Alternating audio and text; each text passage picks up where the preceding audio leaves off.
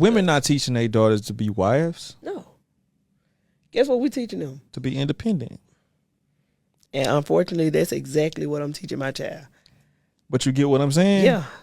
That shit gotta change. I know. Like they are supposed to be taught to be wives. And they're supposed to be to the right. Like you can't just for sure. But yeah. No, but see that shit come after. Like she gonna know. She gonna have discernment now. Like okay, like you teaching her that. Like hey, that's a red flag. Fuck no. Right. He already showing you that. Okay. Yeah. And that's what I'm saying. And that's fine to teach them to bring them up as wanting to be wives and teach them how to be wives. Because I was watching this show and this guy was like, what did your parents always teach you? She was like, to be independent. Yeah. And it's exactly. That's what I'm saying. Like, damn, like I want us as a race to do better. That's all I'm saying. I had a comment on one of my recent videos about Superhead Corinne Steffens, man. And one of the guys said something. Actually, a few guys said the same thing that, you know, all your grandmas was hoes and XYZ because she said it in the video. And, you know, when it come down to it, hoes have always existed, but like all of our grandmas wasn't hoes. Like, you know, you could try and paint that picture, but that's not the reality. A lot of people's grandmas was getting scooped up when they was anywhere from 16, 17, 18, 19, 20. 21, getting married at 21 at the latest, for real. Like they did, bruh. A lot of people was just getting married early. Not a dude would be something like 25, 27, like whatever it is. But listen, there was chicks getting scooped up at them ages. What type of hoeing is you gonna be doing if you only been with one guy? You was a virgin when you got with this guy, man. Y'all know all the pair bond and shit and all that stuff, but I say that to say, you know, that generation, I've seen some of the grandparents from that generation. I'm 37, you know, the generation when I was growing up and stuff like that. I've seen some of the grandparents from when I was a child raise girls, and the girls came out very well. When you look around and look at all the thoughts from the generation that I'm in, again, I'm in my mid-30s, like these women who have been raised by their grandmas, they're completely different.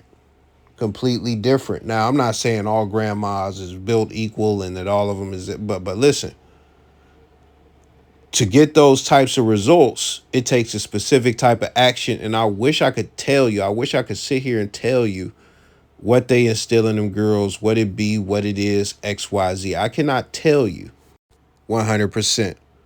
But I will tell you there's some values are instilled in these women. Some ideology is instilled in these women. And also these women are protected from other guys, especially in their youth. And if you think about these grandmas, they were alive in an era where you could actually be a homemaker and stay at home. Even if you were in poverty, you would have a house.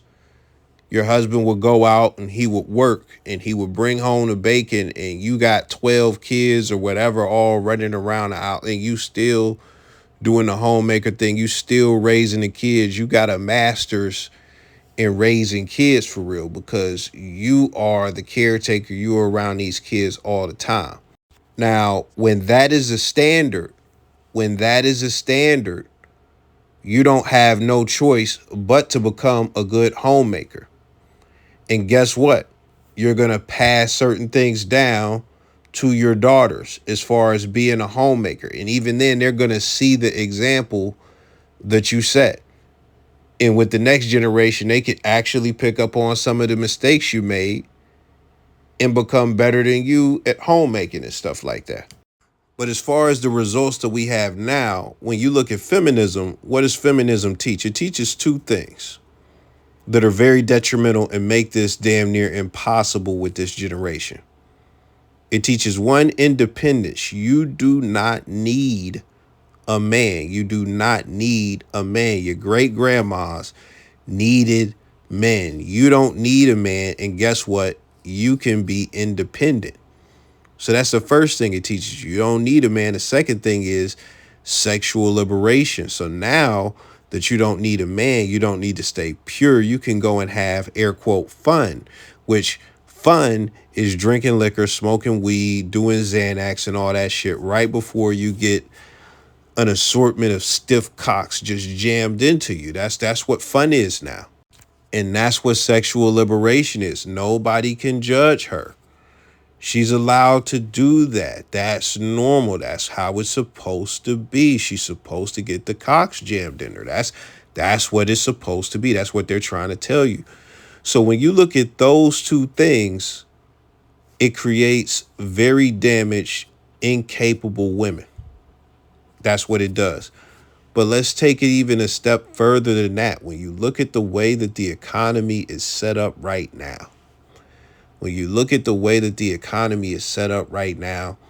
you got to be making a lot of fucking money as a man to not just provide for yourself and give yourself a house and stuff like that, but also to provide for a woman that's not working, or even that is working, because these bitches are lazy now. They don't want to pay for shit. They don't want to contribute nothing. They got independence. They don't need a man, but also they don't want to contribute anything to the household or anything to a man financially at all. Even though they got, I seen some fucking stats the other day. Like, I'll get into that in a minute.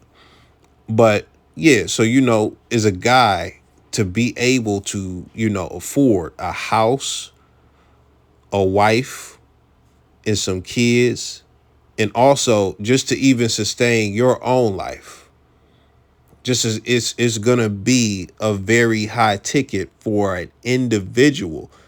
So you can't do that. Most men are not in a position to do that. And it's not because they don't got grind, they don't got hustle. No, you got to understand that the average man back in the 40s, back in the 50s, back in the 60s, back in the 70s would be in a position where he could be a provider, the average man. Now, the average man has to, rise to different heights and become an extraordinary man to be in a position where he can be a provider. And with all of that being said, that's what creates the situations that we have now as far as modern women. And what I cut myself off from saying earlier is that I seen something that said they had to study the more single women own homes than single men. And it just goes back to the same thing. When you ask guys why this is, I want you to leave why you think this is in the comments. I'll pause for like 3 seconds. Okay, the reason that most guys I've seen say this is because when it comes to a man, they are thinking of a few things as far as getting a home.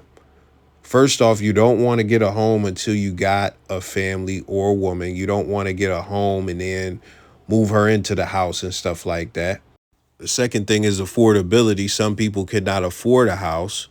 Women do take on a lot of debt that they, just don't need and stuff like that. And I'm not saying like just all women, but a significant enough portion for me to say that. And even as far as guys who can afford a house, they don't see a purpose in having a house.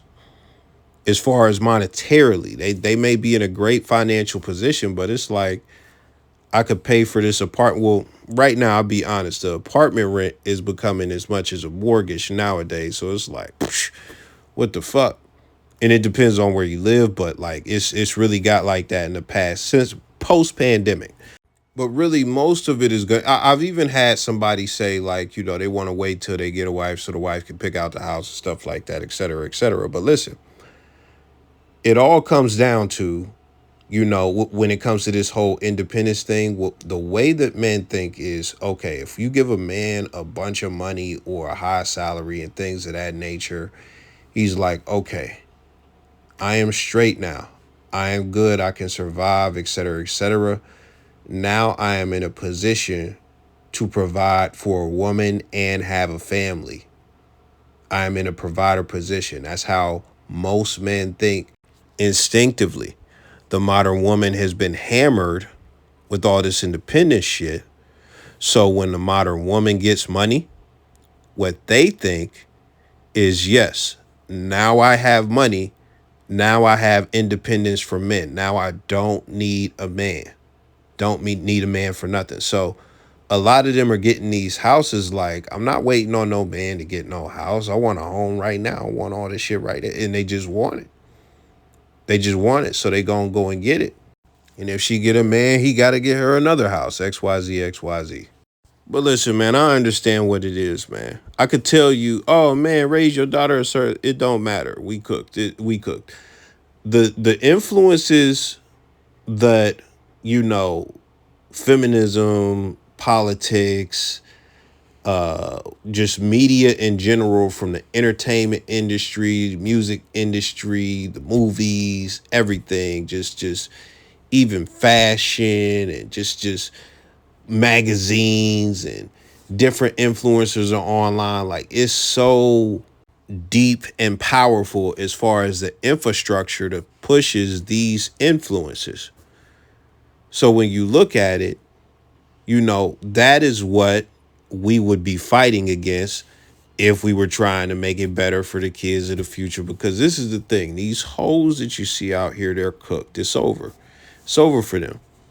So we already got the influences, but also you got these hoes, and you got some hoes who understand the way that I am is messed up, and I do not want my daughter to be like that. But then you have some who are just absolutely destructive and don't see anything wrong with it and raise, you know, strippers. So not only are these influences on TV and in magazines and just all forms of media and stuff like that, and in politics, etc., some of these girls may have influences in the house. Then even if your daughter doesn't have that type of influence in the house, and you're also keeping her from the media, you have those same girls getting raised and being influenced by all that. They're going to be your daughter's peers in school.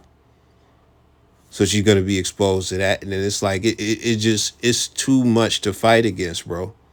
You still, for your kid, yes, you have to fight the fight. But when I'm a person with no kids, so I look at it and I look at the whole scope, like on some save the world shit. Oh man, no, we cook. We cook. It's over. We have sank so far into degeneracy that, you know, I don't see us being pulled out of it. But listen, make sure she know the cornbread recipe. And that's all I can say, man. That's all I got for you today, man. Let me know your thoughts. I'm out.